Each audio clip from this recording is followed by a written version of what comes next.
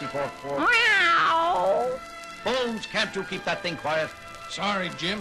Doesn't like the cage. Captain's log, stardate 5440. We have been assigned to... Meow. Bones! All right, Jim. I'll take it down to sick bay and house it with our experimental animals. Just remember, I was prepared to treat an ambassador, not to babysit an ill-tempered tabby. I understand, Bones. We're all upset about it. Yeoman, give me a hand with this, will you, please? Yes, sir. I confess, Captain, that for a change, I find myself empathizing with Dr. McCoy. This is a considerable disappointment. For me, too, Spock. Captain's log, stardate 5440. The Enterprise has been ordered to transport the pet Moauv of the Moavian ambassador from Centaurus base to his home world of Moauv. We are proceeding on course as rapidly as possible. Mr. Sulu. Captain? How long till orbit insertion around Moauv? Approximately 2 standard weeks, 6 hours, 30 minutes, sir. 2 weeks.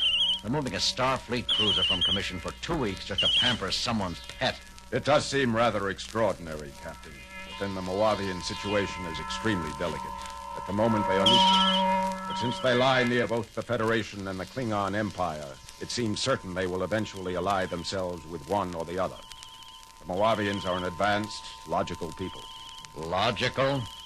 Do you call the Moavian ambassador's concern over his pet logical? Logic and affection are not necessarily mutually exclusive, Captain. I speak from personal experience. I had a pet Sailot once that... Maybe so, Spock, but when you expect to play host to a full ambassador and find yourself carrying a cross between a nervous bobcat and a furry lizard... Kirk here. Jim, you were worried about this being a dull trip? What's happened, Bones? Yeoman Prentice and I were moving the Moauv into sick bay. We bumped into a wall making the turn, and apparently the Moauv panicked. We dropped the cage, and the blasted latch broke. The Moauv got out. Got out? All right. Where is it now? That's the trouble, Jim. We don't know. You know how timid it's been since the Moavian crew sent it aboard. When the latch went, it took off down the corridor like a shot. You let it get away, Doctor. Who's that? Spock? Listen, Spock, that thing's got claws as long as my middle finger. I'm a doctor, not an animal trainer. Not that we didn't try. Prentice took a dive at it. His arm should stop bleeding any minute now. For the Horsehead Nebula, what next? Okay, Bones, stay where you are. Mr. Spock. Captain? Take a security crew or two down there. Use nets. We'll have an interstellar incident on our hands if that Moauv is hurt. Yes, Captain. Uhura, broadcast a warning for all hands to keep an eye out for the animal. Most of them have seen pictures of it. Seal all decks above and below sickbay. At least we can keep it in one area. Very good, Captain. Put me on the intercom. I'll do it myself. This is the captain speaking. The Moavian Moauv, the pet of the Moavian ambassador to the Federation, has escaped. It's loose somewhere near the sickbay. Yeoman Prentice has already been injured attempting to recapture it. I want no more such injuries. Anyone sighting the creature is to contact security immediately. Make no attempt to approach it. Kirk out. Where did you last see it, Doctor? Took the branch to the left, Spock. I don't think it went too far. It's probably cowering in a dark corner somewhere nearby, waiting for kindly old Spock to pick it up. Oh, Mr. Spock. Yes, Yeoman? See this arm? If you're going to pick it up, do it carefully. I'll... Remember that, Yeoman. Spock? Did I just hear you yowl? Yowl? Dr. McCoy, Oh, sure, I don't know what you're talking about. There. You did it again. Really, Doctor, I hardly think this is the time for levity. You with the nets, stand ready. Half of the group will scan each room, while the rest of you block any exits. Clear? Aye, All right, sir. Yes, sir. Okay. Prentice, did you hear it too? Hear what? Is that so? You better pay more attention, Yeoman, or you'll never rise above. Good Hippocrates. Did I just growl at you, Prentice? Meow. Holy reaction. Me too. Captain, What is it, Lieutenant? I'm getting some very strange reports from sickbay level. In what way strange? Well, sir, there are several reports of fights breaking out among the crew. Fighting? Yes, sir, but that's not what's so peculiar. The voices of those reporting in, they tend to be... I thought it might be static, but not on every channel. Tend to sound like snarling, sir. Easy, Lieutenant. Those kinds of reports can upset anyone. It's true, sir. They sound almost cat-like. Wait a second. Here's another one. Put it on the bridge speakers, Lieutenant. This is Security Officer Gibson reporting. Captain, I need help down here. Discipline's breaking down throughout this level, I think. Get away from me!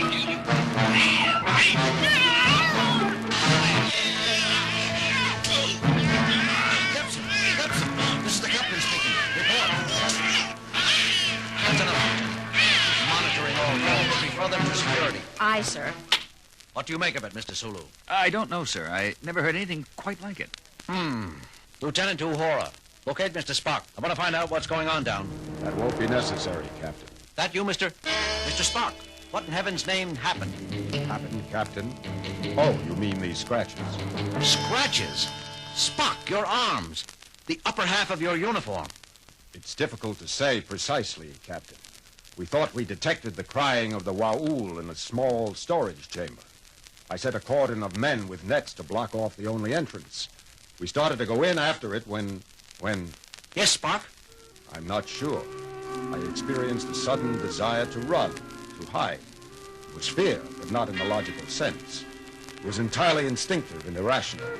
I found myself striking out around me, desperate. The others were doing the same. I saw everything through a red haze. Something was telling me I had to get away. Get away, get out! Spock! Are you all right? I'm okay now, Captain. The influence seems to grow weaker as you move away from it. What influence? That, Captain, is exactly what I'd like to know. Captain, I have... I told you to hold any further reports of conflict, Lieutenant. This isn't a combat report, sir. It's Dr. McCoy. Bones, put him through. Jim, what's going on? I've got cases of lacerations and bruises piling up down here faster than Chapel and I can treat them. Some of the injured are violent. I'm having a hard time keeping them under sedation. Bones, did you just snarl? I guess I must have, Jim. Spock didn't notice it right away either. There's something that sneaks into your mind. Can you describe it? Some influence overpowers your emotions and thoughts. The sole urge is to strike out and run in blind panic. That's it. Panic. How about the source? I believe there is only one logical possibility, Captain. Just a minute, Bones. What, Mr. Spock? We are being subjected to a mass telepathic projection of considerable raw power. A projection emphasizing panic and fear. There is only one entity aboard which could be expected to be experiencing such feelings. The Moavian Moauv. Bones, did you? I heard, Jim. And I wish somebody would do something about it fast. The thing's strength seems to be increasing. Our latest cases are requiring heavier and heavier sedation. Do the best you can, Bones. I'll get back to you.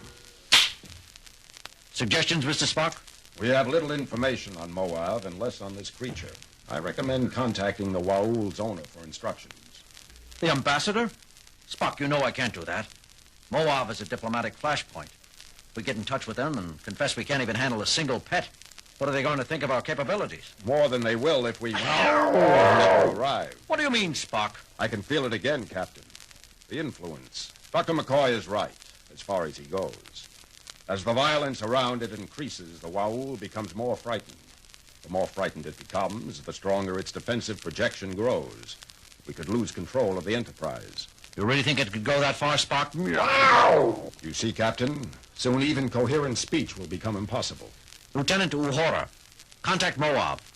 Get us through to the ambassador to the Federation. Do it yourself, Captain. Uhura, I'm sorry, sir. Something just... forget it. I have contact, sir. Put him on the screen. This is Ambassador Moauv speaking. Your trip is proceeding pleasantly, Captain? I'm afraid not, Mr. Ambassador. We have a bit of a problem. Your pet was accidentally set loose on board a little while ago. He was? Escaped? Captain, I'm shocked. Not as shocked as I am at you, Mr. Ambassador. Do you know that it's against Federation law to transport an animal which can endanger the lives of a crew without suitable pre-notification? But, Captain Kirk, Ewas is no danger if he is kept in his cage and properly treated. You didn't plan all this then? Plan, Captain? I don't know what you mean. It would be an excellent way of testing our mental strength. Captain Kirk, I resent your insinuations. I shall file a formal protest with your government. Excellent. It'll go well with my report. Come now, Captain. Such unpleasantness isn't like you. Are you by chance feeling out of sorts? As if you didn't know. How do we go about recapturing your Moauv? That does present a problem, doesn't it? The more frightened Iwas becomes, the harder it will be to approach him while retaining one's own thoughts. How long has he been free? Spock? About 40 minutes, Captain, I should guess. 2/3 of a ship hour, Mr. Ambassador. A long time. How about telling us how to shorten it? But that's just it, Captain Kirk. You see, we don't know how to recapture a terrified Moauv either. The only thing I can suggest is to get within, let's see, 300 of your meters of him and shoot him full of PAC-M or LQ tranquilizer. A Moavian drug, Captain. I doubt we have any aboard.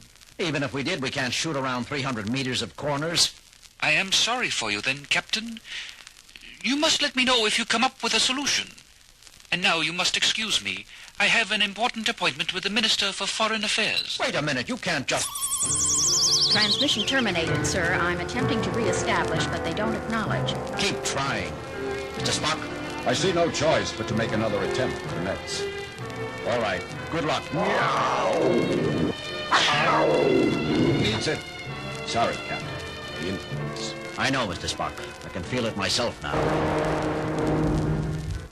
Lieutenant, any luck? No, sir. I will continue to... Never mind. Get me sickbay.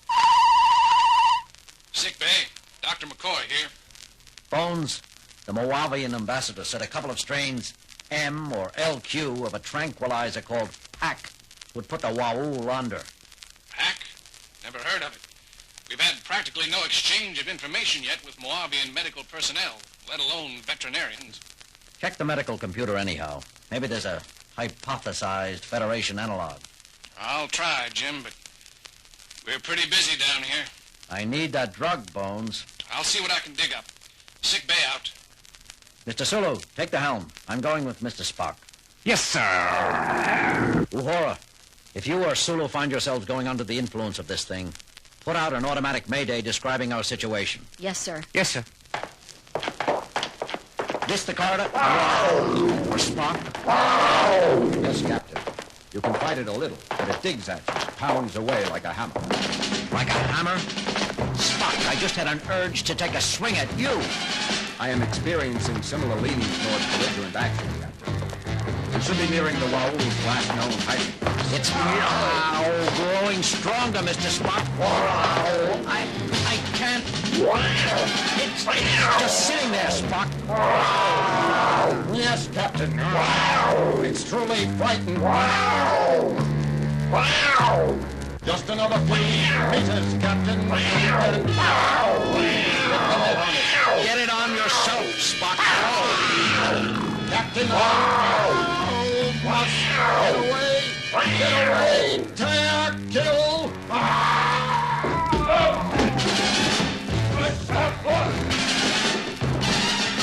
Captain, Mr. Spock, what's going on here?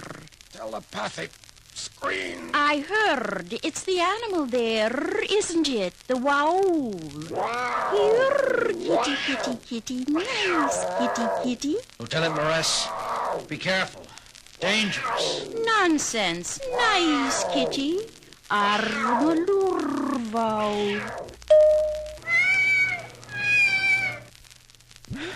Mr. Spock, you all right? Yes, Captain. I must report myself under arrest for assaulting... No, Spock. You had no control over your thoughts. Is this poor, scared little furball what's been causing all the ruckus? Listen to it purr, Spock. Lieutenant Morris, what did you do to it? Do? Why, nothing, Captain. It was frightened out of its mind, that's all. I was off duty asleep until the noise of fighting in the corridor outside disturbed me. I learned what was happening and was on my way to the bridge when I saw you and Mr. Spock fighting. There, it's all right now. But why? Naturally, Lieutenant Moress is not affected. She is of feline ancestry herself and clearly able to empathize with primitive feline thoughts. The Waul detected assurance in a kindred spirit and at once relaxed.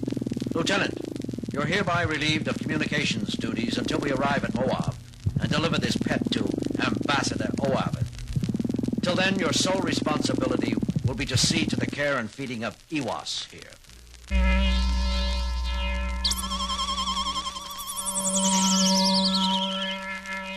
Captain, have you managed to... Iwas is safe and content, Mr. Ambassador. Lieutenant Moress, one of our communications officers, is a Cation. She was able to calm it instantly.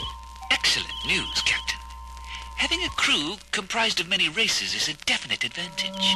It speaks well of your Federation. I am looking forward to meeting you on your arrival. Please be exceptionally gentle with Iwas in the next time periods, though. We'll be as gentle as we can, of course, and... Why the sudden concern? You mean you didn't know, Captain? An oversight on the part of the crew which delivered her to you. Her? I thought you said him. An oversight on my part. Iwas is pregnant. She'll have kittens in a few days, I suspect. You can expect to have between 6 and 10 additional little Waouls before you arrive here at Moauv. Carry on, Captain.